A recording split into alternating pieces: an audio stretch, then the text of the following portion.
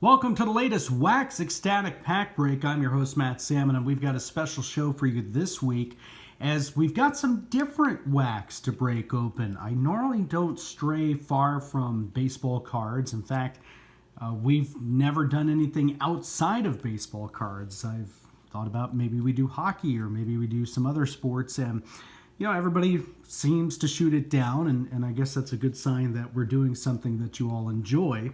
But we got a pack of, you may recall this from a few weeks ago, a pack of these Garbage Pail Kids that came in one of those random variety packs that you can buy on eBay. And I just went, oh, what the hell, I'll just open this up. And looking through the cards, I recalled, even though I didn't have a whole lot to do with Garbage Pail Kids when they first came out in the 1980s, I thought, well, maybe this is something that our listeners would be interested in. And through a very simple Twitter question and answer session, a lot of people said not only would they like to know more about Garbage Pail Kids, but also its long lost cousin and the very popular Wacky Packages of the 1970s. So we're going to open up not only that Garbage Pail Kids, and we've got an earlier edition here, 4th edition Garbage Pail Kids, and our Wacky Packages. But thank you so much to a great donation here. We also have the misguided reboot of Garbage Pail Kids from the early 90s called Trash Can Trolls. And as you can see, you put these side by side, there is some similarity, don't you think? And then we're going to take a brief look at, well, as some new Garbage Pail Kids have come out. I don't have any of the new Wacky Packages stickers with me. My son actually, we bought a pack of Wacky Packages, I want to say 2 or 3 years ago, the new versions. And because they're stickers and because he was like 7 years old at the time, the stickers ended up like on his bed. But we have, since the 1970s and 80s have long passed, the interest in Garbage Pail Kids has come back to where not only are the old ones collectible, but people are also looking for the new versions too. So you've got new Garbage Pail cards, not necessarily the cutout stickers that you used to get, but you have new versions of Garbage Pail Kids that have come out. As I mentioned, so have the Wacky Packs. And we'll talk about all of those, what made them so popular in the 70s and 80s, and what has brought them back in our next podcast, which will be this Friday, February 14th. It'll drop on Audio Boom at noon Eastern, and make sure you follow us on Twitter at Wax and Gumstains for more information. So let's start off with the Garbage Pail Kids, because that's what really got this show going. The Garbage Pail Kids came around in the mid-1980s, 1986 if I recall. And one of the reasons why I wanted to do this show was simply because I remember being in the 3rd grade in 1986. So I was in 3rd grade, 85, 86, and then obviously 4th grade, 86, 87. And I remember when Garbage Pail Kids came out, there was a huge furor over these things. Parents did not like them. Schools did not like them. Now, schools mostly didn't like them because kids would take the stickers off and they would, stick them to walls and sidewalks, and, there was a maintenance issue there. But also schools didn't like it because kids would, be distracted from their studies while secretly reading these and trading them with their friends. It became a distraction. Parents didn't like him because, as you'll see as we open these, there were some not so wholesome images on here. Nothing bad per se, but certainly not of good taste in some cases. And there was a lot of shock value to these. So even though this isn't sports, we figured this is a very important cultural icon to look at. So let's open up.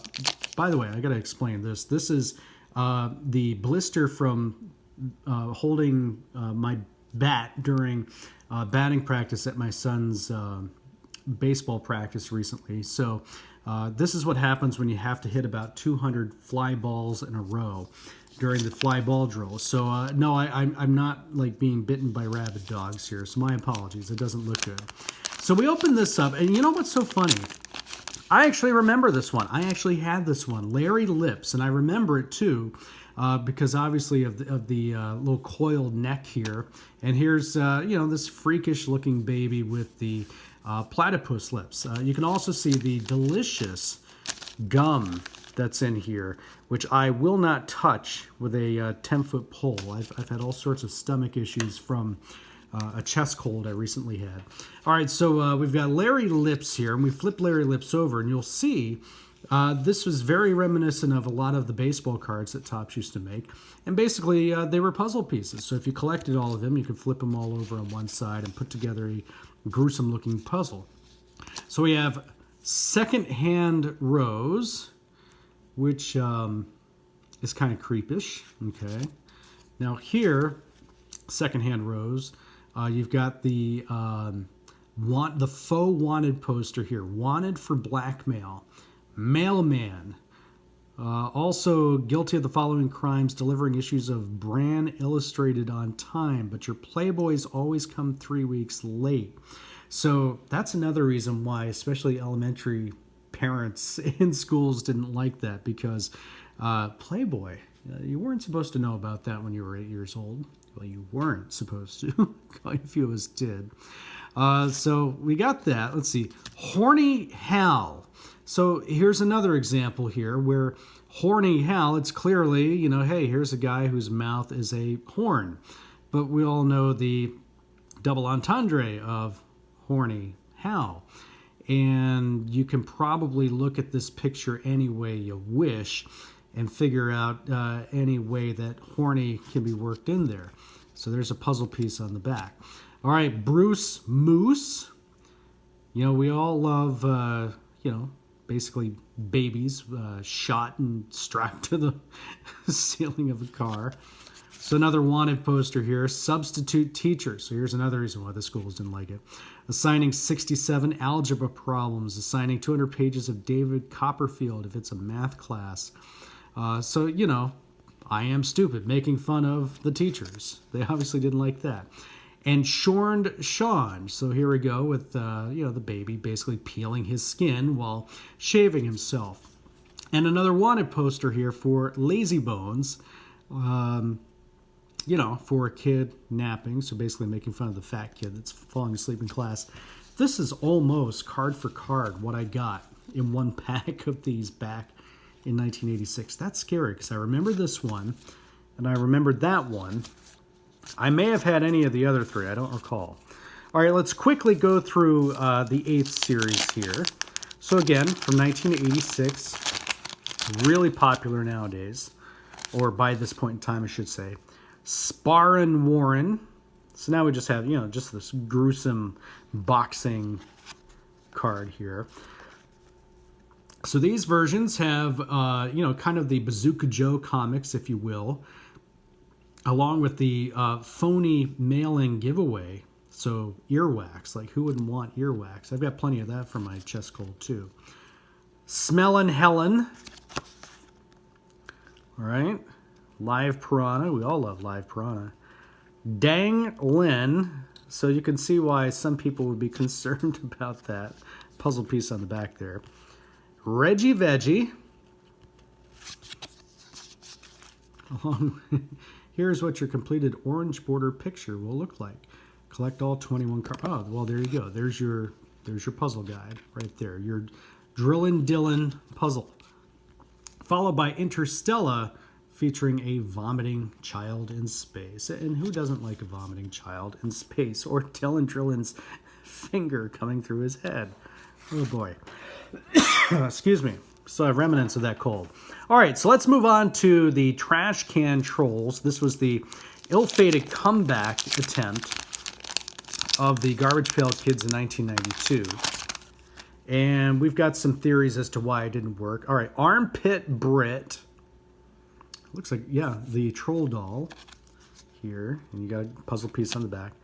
Pyrotech Nick, so the explosive troll doll. Trolls are hot, you are not. So you need dress up like a troll for a day. So you have kind of this phony advertisement on the back here. Weepin' Willow. with the dog peeing on it. That's classy. Attention, visit Dr. Pound's plastic surgery world. Hannah Banana. Boy, there's all sorts of phallic jokes with that one. Toilet paper. Oh boy. Unkempt Carla with a puzzle piece on the back. And Phil DeGrave with another puzzle piece on the back. All right, so these are kind of Trolls meet Garbage Pail Kids. And again, we'll offer up some reasons why we think this did not do so well in the early 1990s. And you probably saw here the manufacturing date of 1992. All right, excuse me. Last but not least, let's open up this wacky package from, I believe, 1980. Yes, 1980, third series. I was able to buy this off eBay for a decent price. So wacky packages were something completely different. These were basically mock advertisements or advertisements for mock products. Now, unfortunately, we've got the 40-year-old piece of gum on here. Boy, that one's stuck on there pretty good. So this was for Sudsea All. Let me see if I can peel this up. There we go. Or Sudsea Ale. Okay. The alcoholic detergent. So a playoff of the all detergent, but for alcoholics, big boozers and barbarians. So now these weren't as controversial to my recollection. Now, granted, I was a toddler when these came out, but obviously, if you're an alcoholic, you really don't want to see this in front of you. We have Mud Magazine, so a mock product about a magazine that mocked products, among other things. So I actually see this more as a tip of the cap from the Topps Chewing Gum Company to the people at Mad Magazine. So here we go, Mud Magazine, humor magazine for pigs, what me wallow. Of course, playing off the Alfred E. Newman what me worry tagline. We have Milk Muds, makes milk taste just like mud. Yummy. See what's on the back of this one. You got your checklist here, your Series 3 checklist. So we may actually go through some of these on the show. All right, we've got the Balding Football, the official college of Hard Knocks football. You'll get a kick out of balding. Let's see, what does it say here? Approved of by bald coaches, including yours truly. We've got Suffering Coffee, Same Old Grind, homework-packed coffee for school teachers. That is supposed to be like, who was it? Not, I forget the name of it. I just drew a blank. Sanka, I think. I think this is supposed to be a playoff of Sanka. But here's Suffering. And last but not least, we have the Screech Tragic Embalming Tape. Of course, a playoff of Scotch Tape here. And here you have part of the puzzle piece again on the back. Now, what's neat about these, and we'll talk a little more about it, while this was a nice little social commentary on some of the things that were popular and advertised at the time, this is something that was done well before, in fact, ironically, by a lot of late-night horror movie picture shows on local television. So we'll discuss the wacky packages, we'll discuss the Garbage Pail Kids, and the not-so-successful Trash Can Trolls in our next podcast this upcoming Friday, February 14th, again at noon Eastern, it'll drop. I'm your host, Matt Sammon. Thanks for watching this special edition of a Wax Ecstatic Pack Break.